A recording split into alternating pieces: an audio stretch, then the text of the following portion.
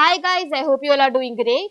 हम लोग बात करें हमारे डेली करंट अफेयर सेशन की, जो सुबह 4 बजे अवेलेबल हो जाता है हमारे दोनों चैनल्स पिनाकुलर फ्रंटियर आईएएस पर। आज की तारीख है 14 दिसंबर 2022। दोनों चैनल्स को सब्सक्राइब करें, बेल आइकन को जरूर प्रेस करना है ताकि हमारी आने वाली हर वीडियो की नोटिफिकेशन आपको मिल सके।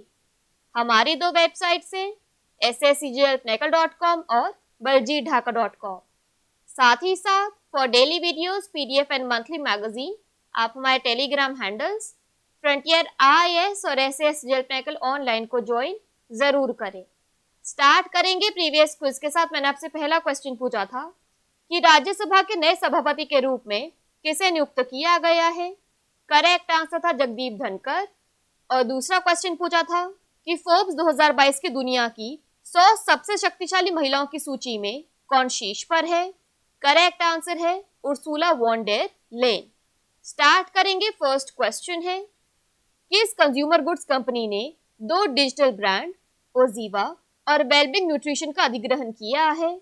करेक्ट आंसर है हिंदुस्तान यूनिलीवर। डिटेल्स देख लो।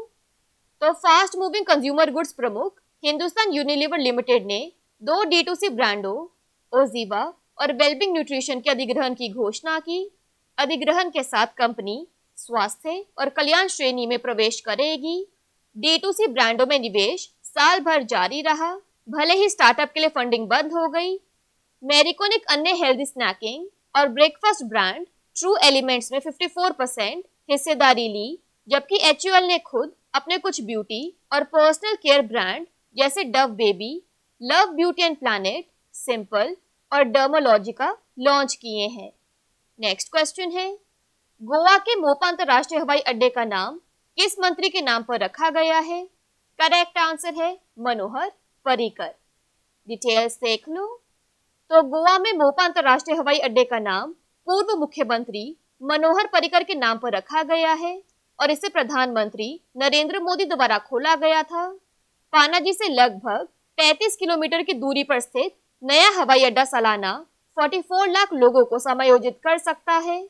भविष्य की विकास योजनाओं के बाद इसकी क्षमता प्रति वर्ष 3 करोड़ से अधिक यात्रियों तक बढ़ाई जा सकती है। प्रधानमंत्री नरेंद्र मोदी ने 2,870 करोड़ रुपए की मोपा हवाई अड्डा परियोजना के पहले चरण का उद्घाटन किया। नया हवाई अड्डा, जिसे स्वर्गीय मनोहर पर्रिकर के सम्मान में मनोहर अंतरराष्ट्रीय हवाई अड्डा कहा जाएगा, राज्य में नागरिक यातायात की आवाजाही को सुविधाजनक बनाकर गोवा में हवाई संपर्क में सुधार करना चाहता है। नेक्स्ट क्वेश्चन है, गुजरात के 18वें मुख्यमंत्री के रूप में किसे चुना गया है। करेक्ट आंसर है भूपेंद्र पटेल। डिटेल्स देख लो। तो 12 दिसंबर 2022 को भारतीय जनता पार्टी भाजपा के नेता भूपेंद्र पटेल ने गांधीनगर में लगातार दूसरी बार गुजरात के मुख्यमंत्री पद की शपथ ली। राज्यपाल आचार्य देवव्रत ने गांधीनगर में उन्हें 18वें मुख्यमंत्री के रूप में पद की शपथ दिलाई।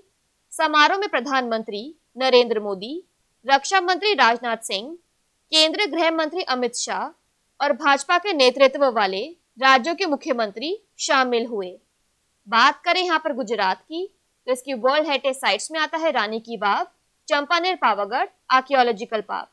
नेशनल पार्क्स में आता है Gir national park, blackbuck national park, marine national park. Gujarat की कैपिटल है गांधीनगर। गवर्नर है Acharya Devvrat, chief minister Bhupendra Patel. Next question देखो।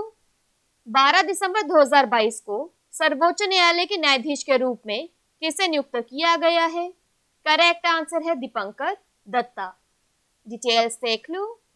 तो न्यायमूर्ति दीपंकर दत्ता ने 12 दिसंबर 2022 को सर्वोच्च न्यायालय के न्यायाधीश के रूप में शपथ ली।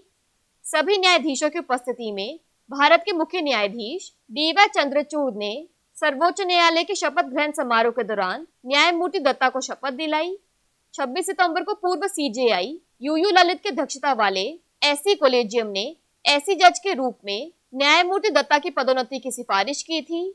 उनकी नियुक्ति के साथ SC के पास 34 की कुल स्वीकृत शक्ति में से 28 न्यायाधीश होंगे। उनका कार्यकाल 8 फरवरी 2030 तक होगा। नेक्स्ट क्वेश्चन है, किस देश ने पहली बार अरब निर्मित चंद्र अंतरिक्ष यान लॉन्च किया। करेक्ट आंसर है संयुक्त अरब अमीरात। डिटेल्स देख लो। तो 11 दिसंबर 2022 को एक स्पेसएक्स फैल्कन 9 रॉकेट ने पहली अरब निर्मित चंद्रमा जांच को कक्षा में भेजा। इसे फ्लोरिडा के केप केनावेरल स्पेस फोर्स स्टेशन से लॉन्च किया गया। राशिद रोवर का निर्माण संयुक्त अरब अमीरात के दुबई के मोहम्मद बिन राशिद अंतरिक्ष केंद्र द्वारा किया गया था और इसे जापानी चंद्र अन्वेषण निगम आई स्पेस के हकूटो और लैंडर द्वारा वितरित किया जा रहा है। यदि लैंडिंग सफल होती है तो हकूटो 8 चंद्रमा पर नियंत्रित लैंडिंग करने वाला पहला व्यावसायिक अंतरिक्ष यान भी बन जाएगा। बात करें यहाँ पर यूएई की, तो इसकी कैपिटल है अबू धाबी, करेंसी है यूएई दिरहम। नेक्स्ट देखो, 2022 हुरून ग्लोबल 500 सूची के अनुसार दुनिया की सबसे मूल्यवान कंपनियों में भारत की रैंकिंग क्या है? करेक्ट आंसर है 5वां। डिटेल्स देख लो। तो दुनिया की 100 सबसे मूल्यवान कंपनियों के साथ भारत उन देशों में 5वें स्थान पर आ गया है जहां दुनिया की शेष 500 कंपनियां हैं। पिछले साल यह 8 कंपनियों के साथ 9वें स्थान पर था। 2022 हुरून ग्लोबल 500 सूची के अनुसार अमेरिका चार्ट में शीर्ष पर बना रहा। हुरून रिसर्च इंस्टीट्यूट द्वारा जारी की गई यह सूची दुनिया की 500 सबसे मूल्यवान गैर राज्य नियंत्रित कंपनियों का संकलन है।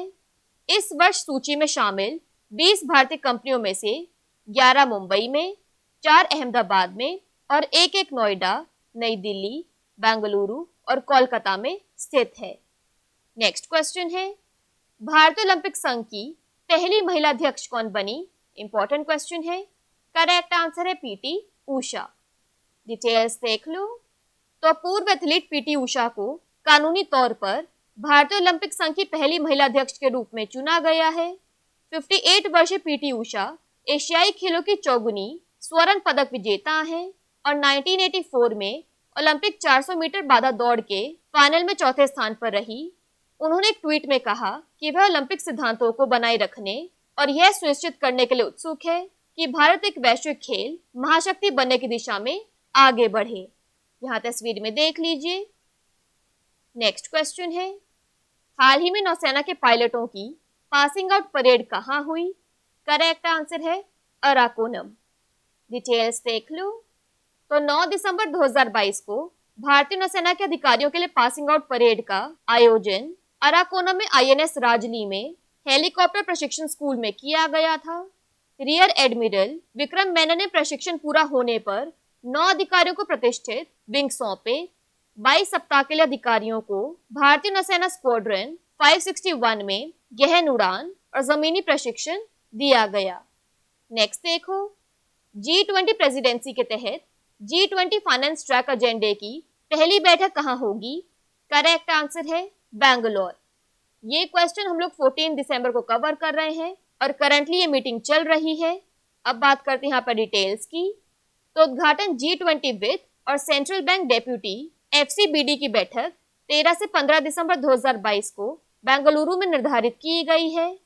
वित्त मंत्रालय और भारतीय रिजर्व बैंक इस सम्मेलन की सह मेजबानी कर रहे हैं, जो भारत की G20 अध्यक्षता के दौरान वित्त ट्रैक एजेंडे पर बातचीत की शुरुआत को चिन्हित करेगा।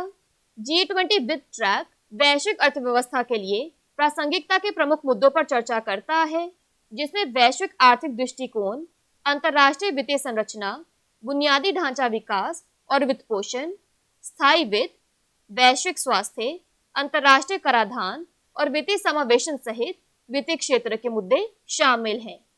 लास्ट क्वेश्चन है आज के सेशन के लिए, अंतर्राष्ट्रीय पर्वतीय दिवस यानी इंटरनेशनल माउंटेन डे कब मनाया जाता है?